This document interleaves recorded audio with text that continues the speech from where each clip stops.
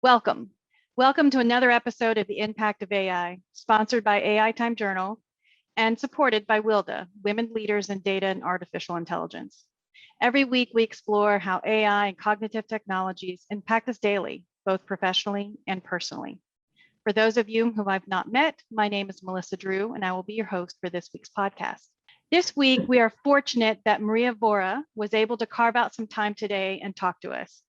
Maria's just recently, and when I say just recently, meaning this year, March of 2021, has retired from 26 years at the FBI as the Chief Data Officer.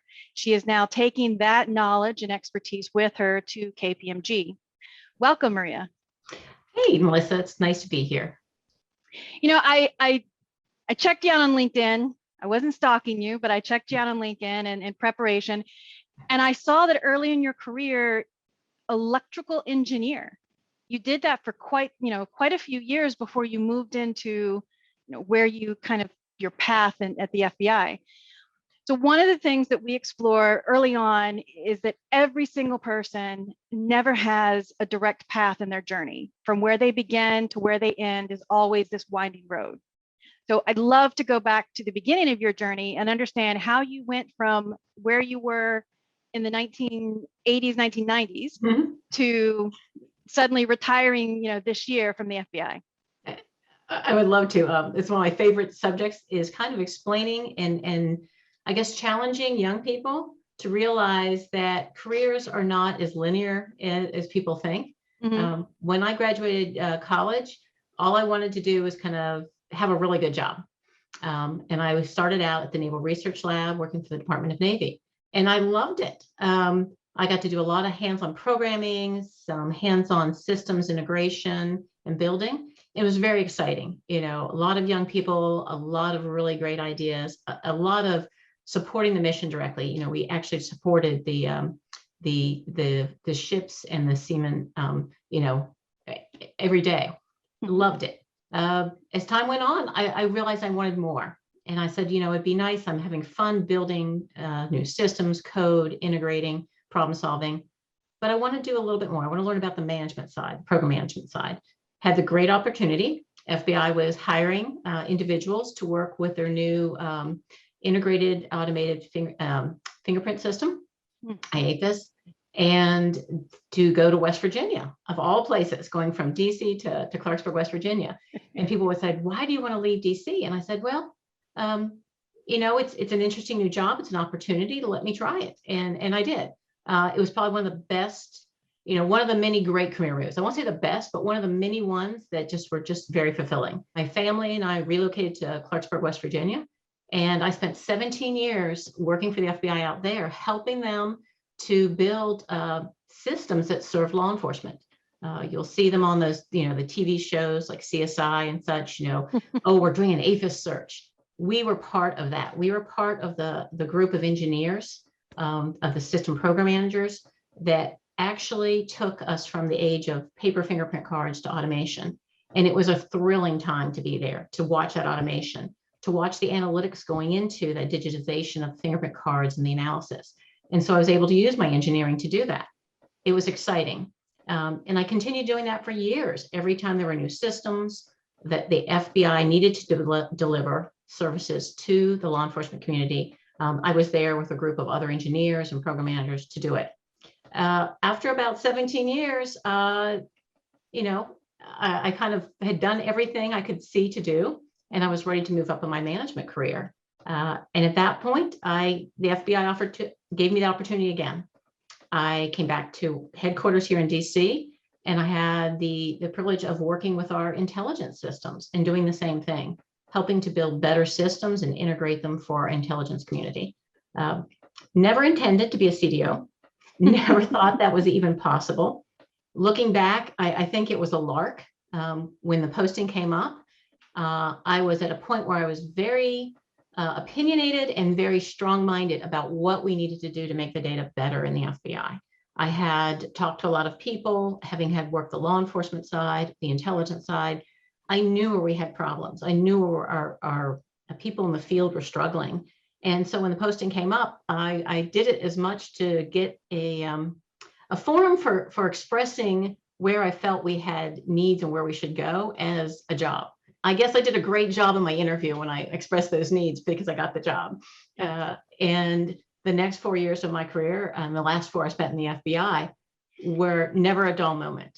I got to work with some amazing people. I mean, my whole career, I got to work with amazing people, but I really got to do what I love best, which is working with our end users, working with our people in the field, our analysts, our scientists, our agents, to understand their problems and try to solve them.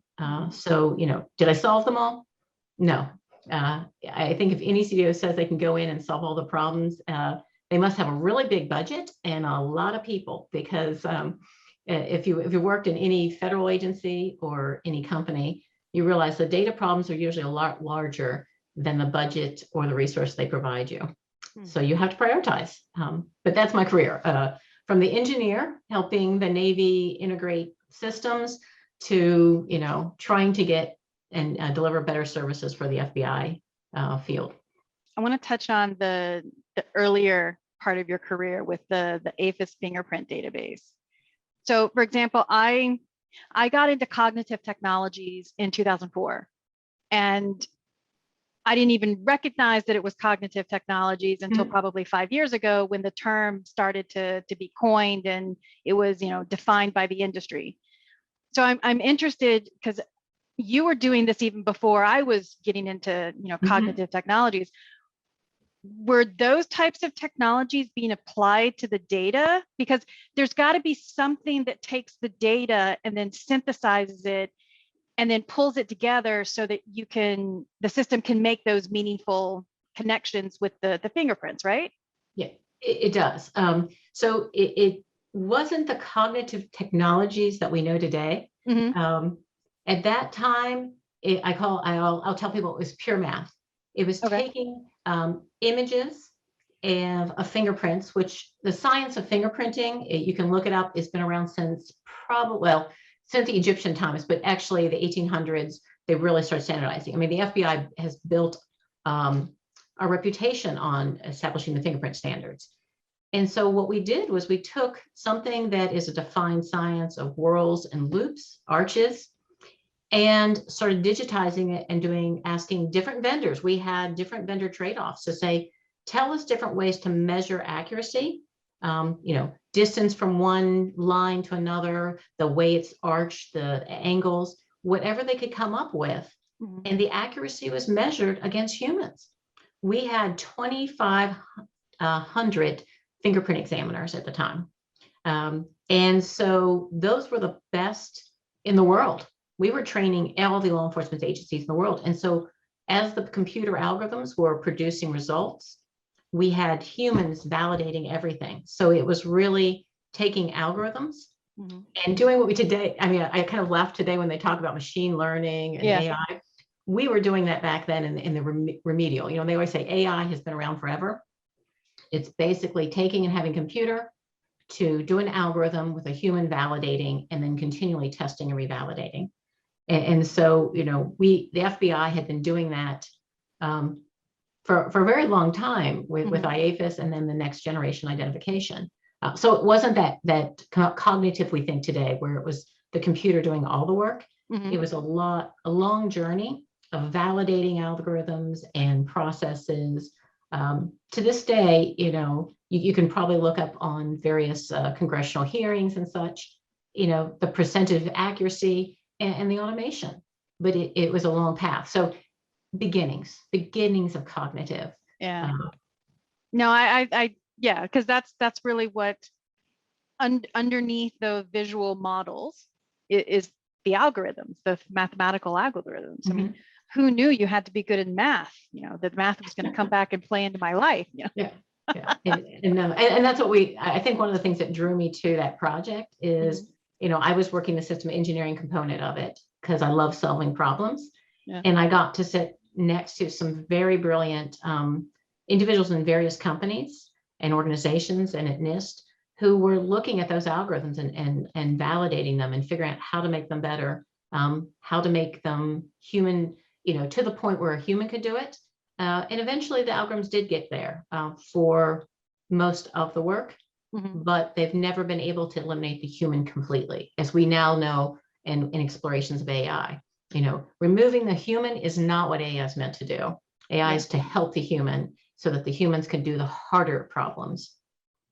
Yeah, I'm total advocate of that. Do the tactical activities, the human interaction, really looks and understands the context of the data. They're the ones that makes the decisions based on the data. And because the augmentation is there, the human is now able to do the more value-added activities. Exactly. Yeah. So freeing up individuals from really trying to figure out the fingerprinting and actually spending more time doing some of the value activities they needed to do in law enforcement. Right. Yeah. And if we take that, throughout my career, that was kind of the start. But take that and think of every business process you have and all the data.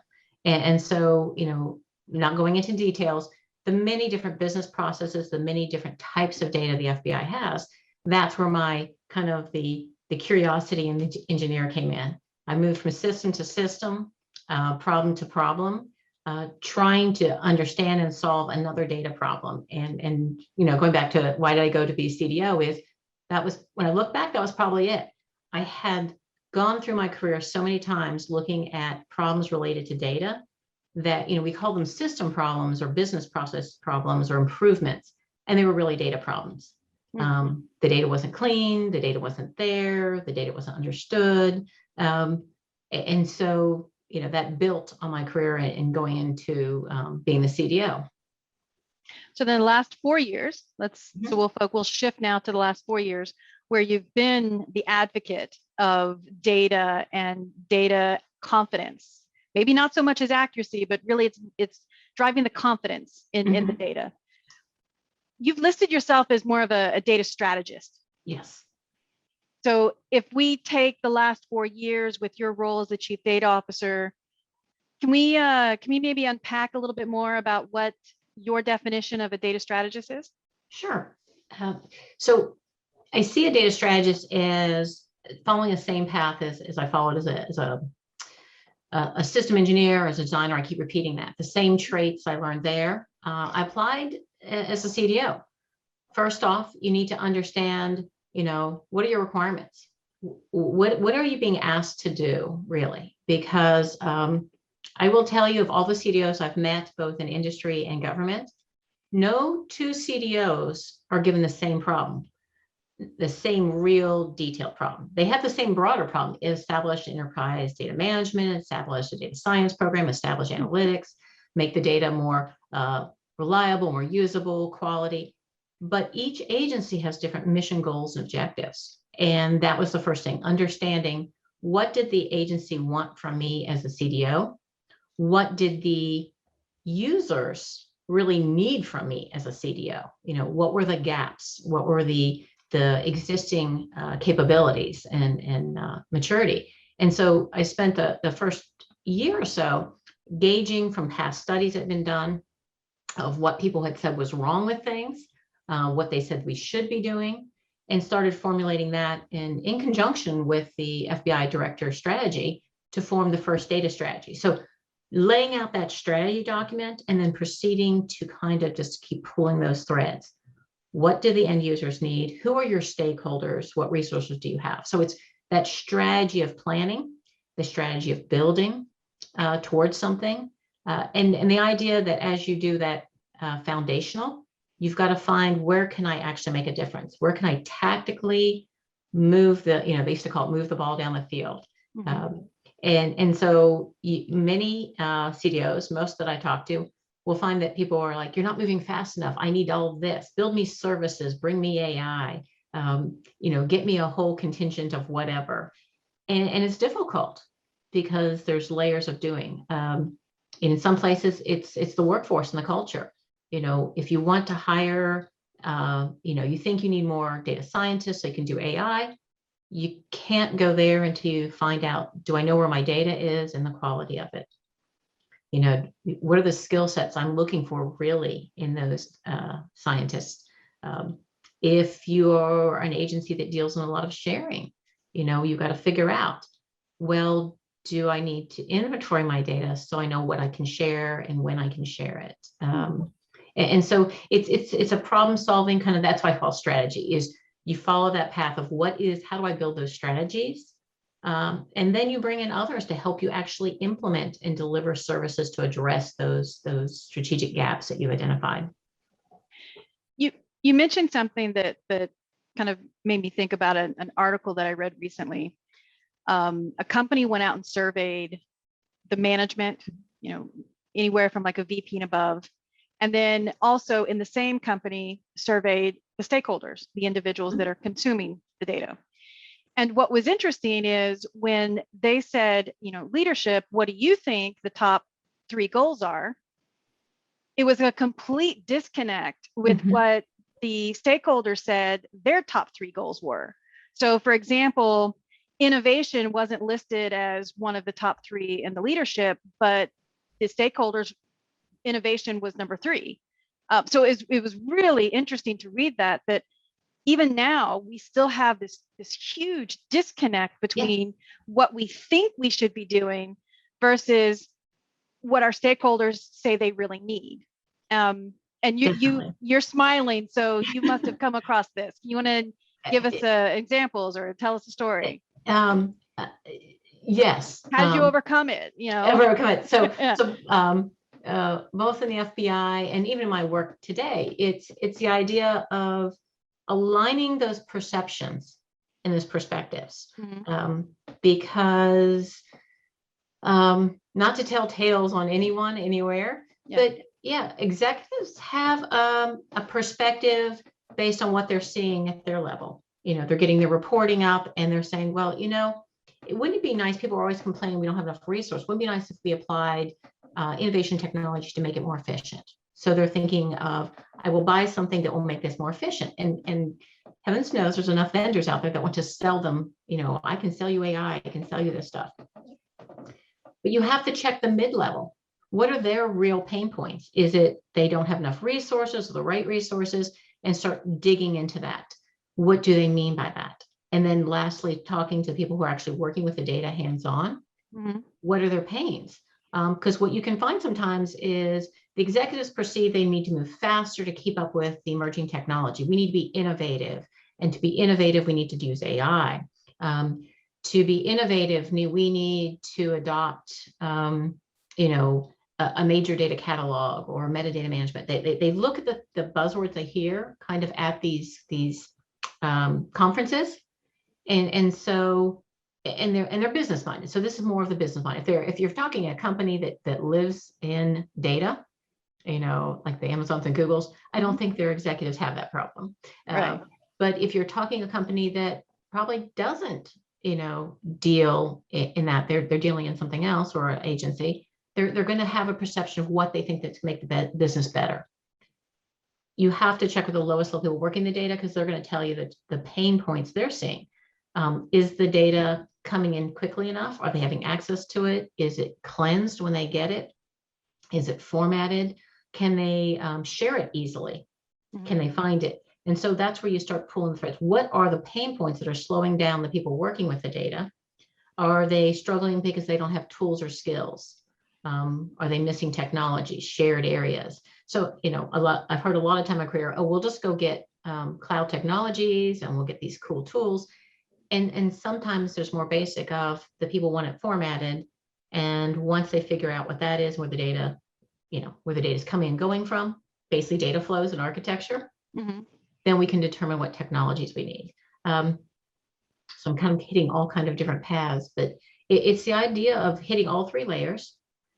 And so when the federal data strategy talked about doing a maturity assessment and workforce skills assessment, everybody goes, well, how are we going to use that? Those are really important.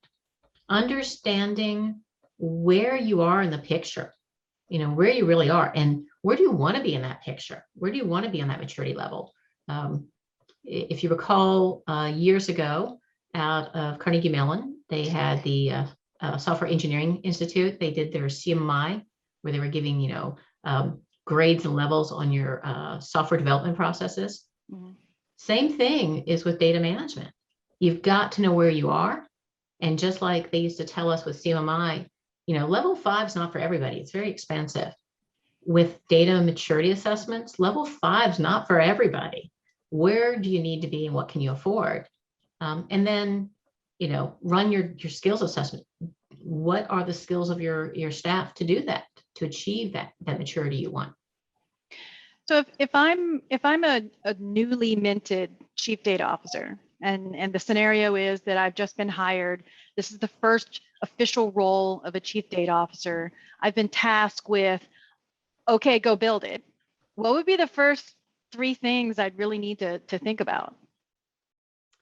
So the first thing I would figure out is, why did they hire you? Why did they create a chief data officer? If you're newly minted, did they have one before you?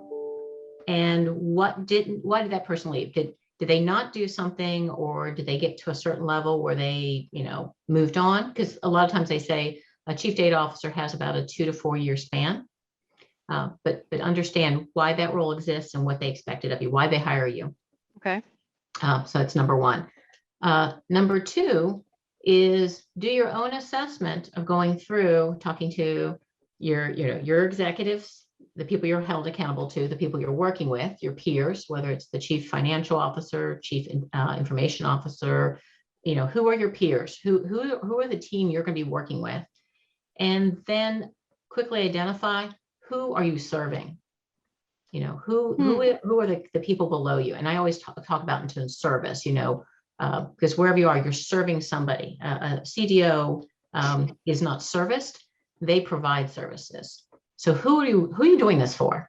And once you have that, you can then figure out what needs to be done. You can lay out your plans. Yeah, I think the third one would be the most challenging. It is, but because we talked about earlier, you've got leadership who has a very specific point of view, but then you've got the consumers of the data who need the data in a certain way so that they can make those better informed decisions. I could see that role being very stretched. Yes. Okay. Yes. It usually takes a little longer to find out who you're serving, who really serving as a chief data officer. You will have those that will come to your door the first thing you get into the office. Within your first 2 weeks, you have people that come right to you and tell you what you need to do. They will tell you what they don't have and what they expect you to do for them. And they may be the more vocal, but they may not be the ones that really need the most support. So it's a lot of, I've always believed in my career is getting out and talking to people. It does 2 things. It soundboards, are you on the right track, but it also allows you to hear what's out there. So, with any chief data officer, when you walk into the role, if you're brand new to the, if the agency is a brand new CDO, you have a big road ahead of you. You have to get that strategy in place. You have to get a lot of, governance in place. There's a whole federal data strategy checklist for, a newly minted CDO for the first time in an organization. They pretty much tell you, you will do these 3 things. But if you're walking in already, it's assessing, do you have those things and are you comfortable with them? With your new role, so you congratulations again for you. That's, I think anybody who's done that for 26 years, we should be congratulating you for again and again and again. For everything that you've just outlined, the strategy, the knowledge, the expertise, everything that you've done in the past for your career, all of that is what you're bringing, all that value is what you're bringing now to your new role. Correct. I bring what I know, what I've learned. I will never say that I know everything. I love talking. Yeah. Anyone who knows me will realize that. But I'm also a perpetual learner. And I still continue with the same mindset I started when I started working 34 years ago, is I'm here to serve. So I take to my new role my knowledge and my expertise. At the same time, having spent all my life in the federal government, being a consultant is so new. So I'm learning, from my peers, new techniques. I'm learning, technologies and business. I focus technology, They're teaching me business, which is kind of fun. I'm teaching them technology and data at times. But my main purpose for working with KPMG as I started there is to serve the government. I work to help other federal agencies become better. And if it means I can help them on their journey and impart to them some of my lessons learned, both the good and the bad, because, was I, totally successful all the time as the FBI CDO? No, there were days where it was hard. There were days where I just didn't hit the mark, but we learn from those. And if I can help another federal CDO or their staff to, avoid those pitfalls or say, look out, this is what you need to watch out for, I've made my day. I've done my job. I've been in data, well, ever since I went to college. My master's thesis in management information system was specifically around the theory and practicality of data.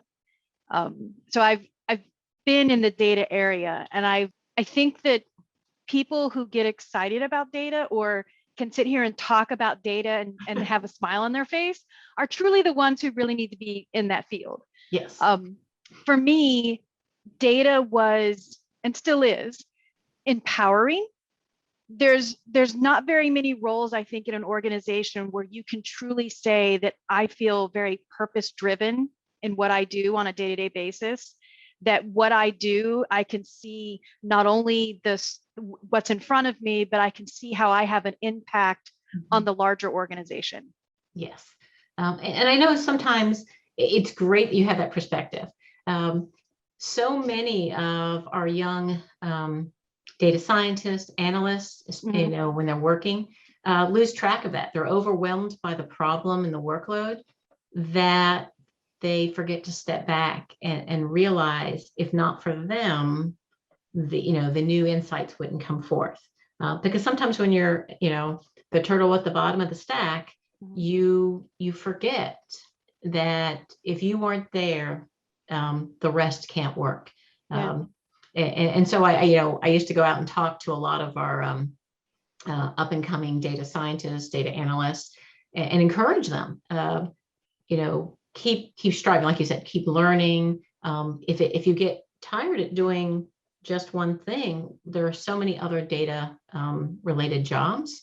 Just take the classes, take the experience. It's amazing when you realize if you've been working with one kind of data or one process for a while, you have understanding expertise that somebody else doesn't. You have an insight. But I'm with you. I never realized it until probably the last 5 or 6 years. But yeah, data is exciting. My husband laughs at me sometimes. How I get way too excited about it. But it's always changing. It is forever finding new purposes. So, you can figure out how to use it today and it'll have a whole new purpose tomorrow. As soon as you learn how to understand it, it will change on you and it will multiply, or it'll, get with something else and become new. So it's definitely a lifelong adventure. You just have to kind of look for the adventure. Yeah. No, that makes sense. I heard you mention data scientist, and I'm curious because some of the folks I talk to, some corporations may have two distinct roles: a chief data officer and a chief analytics officer. Yes. And I'm finding that a lot of the data scientists are really sitting under that chief analytics role. But you said that you were speaking and you were having conversations with those upcoming data scientists. Were those also in like your CDO role? So as my role as CDO, they were under me in terms of strategically and culturally. At the time I was in the FBI, the data scientists were spread throughout the organization. Okay. They were kind of like a population, a job series that was everywhere, but they didn't have a cohesive center. Like some job series will say, a certain organization will own them all, will guide them in their career paths. Right. And at that time, we did not have that. And that was one of the gaps I saw. Right. To move forward, and it's one of the biggest things you'll see if you read the federal data maturity model, or if you look at areas, your workforce and culture are one of the key pieces in an overall enterprise data program or data strategy. Just right there with your governance and your architecture standards, you have to follow the workforce. And so pulling together our data scientists, I actually was, I started up a whole community of interest and then built it into a community of practice. Because what we found is we had people who had job titles that weren't data job titles, who were doing data analysis and data manipulation and cleansing. And they had no identity. They had no one to talk to share their pains, to share their trade. And so what we did was we started a community of interest within the FBI, where we brought in some people who had the title of data scientist, some people who were formally trained, who've been working projects. And then we invited everyone else. And we would have monthly meetings where we would just go through different topics, different projects, talk about analytic methods, technologies, basically to allow a forum for the novice to the advanced to share and exchange and ask questions. No question was a dumb question. And then what happened after about a year or so, we realized we were finding a smaller section of the experts. And of the experts, some were called data scientists formally, others weren't. And so we formed a community of practice, which was honed on expertise. And it was a smaller, tighter group. And we were setting the best practices for the agency and reaching out to other agencies. And I think that model, that was probably one of the most fulfilling parts of my role, was building that community, because sometimes you can't get everywhere. You can't deliver a service to everybody. Right. But knowledge is a service that should never be underestimated. And sharing just that knowledge was huge. We saw so much in the last 3 years of my job. I saw so many different groups collaborating and building services and systems. I didn't take credit for it. I couldn't. I didn't build them. Their areas did. But it was because they partnered across the agency and they built amazing things. They made amazing things happen. And that was, to me, almost more important than building a central data lake or establishing a metadata standard for cataloging, is the fact that, you can do those other things and it'll help, but you can't start something where the knowledge is shared and you get collaboration and you get that kind of partnership building within.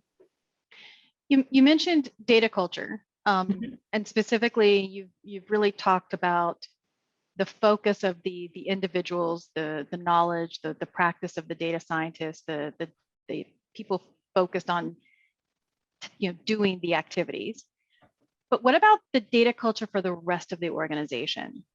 And I ask this because someone asked me the other day, should we be expecting, when we look at the data culture, that everybody in the organization, no matter who they are, should have some knowledge and understanding of data? Most definitely. Really? Okay. You will hear people call it data literacy or acumen. I forget, they quit liking the word literacy, because that meant that you were illiterate if you weren't, and people felt insulted. Oh no. And acumen, but there should be. Every organization should have, we try to call it the data 101, to make people realize that there is not a job today where we as humans, both personally and professionally, aren't touched by data or touching data.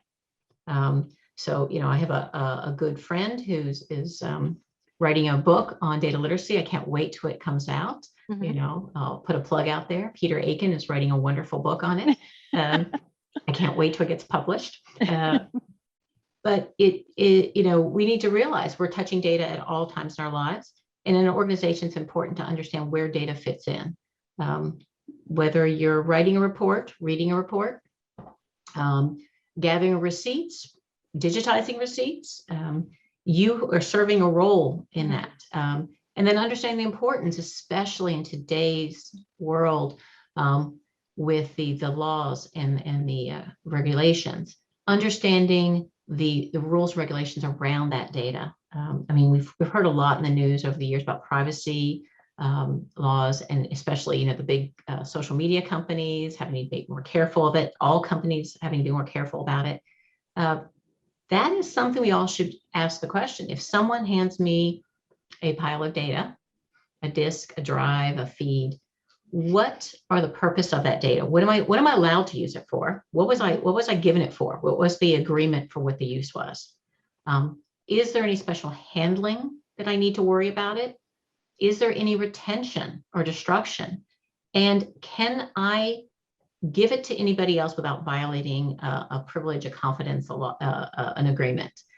Because in the early days, and I'm going to date myself so badly. Floppy disk. We just hand a floppy disk to each other. Okay, so I'm old. Yeah, but you couldn't put a lot of information on that floppy disk. You couldn't.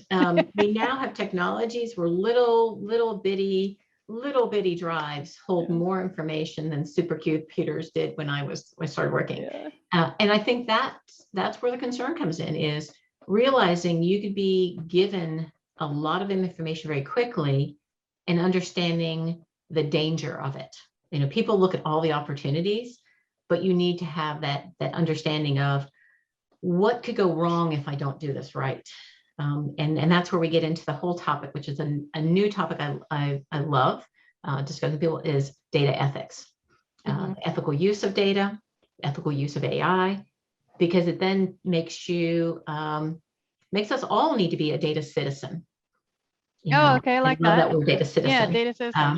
Yeah. When we were in school, you took civics and citizenship, right? As a good citizen, I shall do these things. As a good data citizen, what should I do? I need to know, what I can and cannot do with it. I need to know who gave it to me and what was the trust they put in me when they gave it to me. Mm-hmm. Do you have any lessons learned about, because I'm seeing, I've got a lot of questions now. I've got a lot of questions now. Do you have any lessons learned around how to expand that data culture? Like, what worked, what didn't work? So what I found that worked, and just again, just the 4 simple years, just the 4 simple years, was, I believe, getting into the grassroots, building from the bottom up, the community.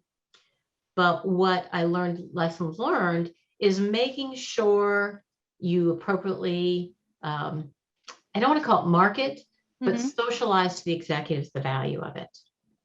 So, that was probably one of the things I could have done better. I could have probably made executives more aware of the importance and spent more time marketing it than spending the time building it with the grassroots and finding the areas where they needed to work together. But it's a two-way. I think that's a lessons learned.